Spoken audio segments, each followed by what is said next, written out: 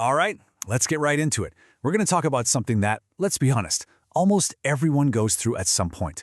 That confusing, kind of gut-wrenching moment when someone you're into just starts to pull away.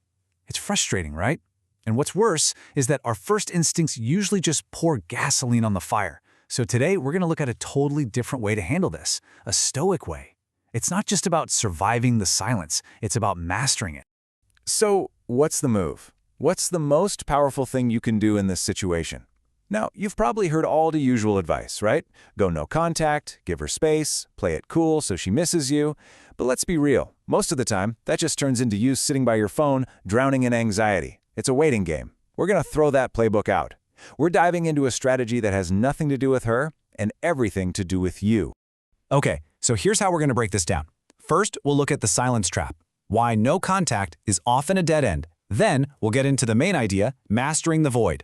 After that, we've got two big actions for you, burn the pedestal and build your fortress. And we'll wrap it all up with something pretty cool called the powerful mirror effect. All right, first up, the silence trap. You know that whole no contact rule?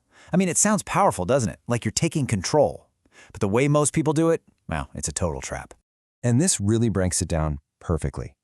The way most people do no contact is what I call the waiting room. You're just waiting, you're passive, you're constantly checking your phone, obsessing over what she's doing, what she's thinking. Your whole world revolves around her next move.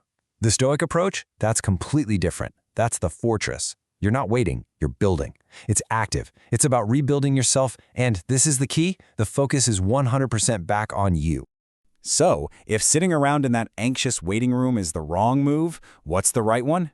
Well, that brings us to the absolute core of this whole thing. It's a massive shift in your mindset, and we're calling it mastering the void. And check this out, because this is so important. Mastering the void is way, way more than just not picking up your phone. It's about getting to a place inside yourself where you're genuinely calm, where what she does or doesn't do no longer sends you on an emotional roller coaster. You literally become unreachable. Not physically, but to her emotional influence. See the difference? This isn't a tactic you're using on her, it's a power you're building in yourself. Okay, so how do we actually do this? It sounds good in theory, right? Well, the first step is a big one. It might feel a little radical, but it is absolutely crucial. You have got to burn the pedestal. This really breaks down into two parts. First thing, detach from the outcome. I mean, really, truly let it go. Whether she comes back or not cannot be the goal anymore. The new goal? Your own peace, your own strength. That's it. And second, you have to reclaim your mental space. Think about it. Every second you spend obsessing over her is a second you're stealing from yourself. It's time to kick her out of your head, you know? Put your own goals, your own ambitions back in the driver's seat. Now, all that energy you just freed up by not obsessing, it has to go somewhere, right? And that's where the second action comes in. You take all of that power, all of that focus, and you turn it inward. It's time to build your fortress. So, what does building your fortress actually look like? It means taking real, concrete action. I'm talking about pouring everything you've got into your mission, your job, your side hustle, whatever drives you. Go learn a new skill that's actually hard, something that forces you to concentrate. Hit the gym and get into the best shape of your life.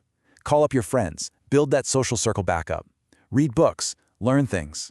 This isn't just about keeping busy. No, you're actively building a life that is so damn awesome on its own that anyone would feel lucky just to be around it. Okay, so when you actually do this stuff, when you burn the pedestal and you start building your fortress, something really interesting starts to happen. And it's not some kind of magic trick, it's pure psychology.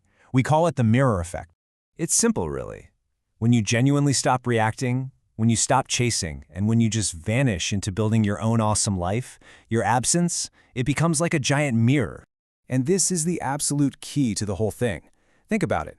As long as you're texting, calling, pleading, even just waiting around, the conversation is about your reaction. She's dealing with you. But when you completely remove yourself to go work on your own purpose, your reaction is gone. It's not even part of the equation anymore.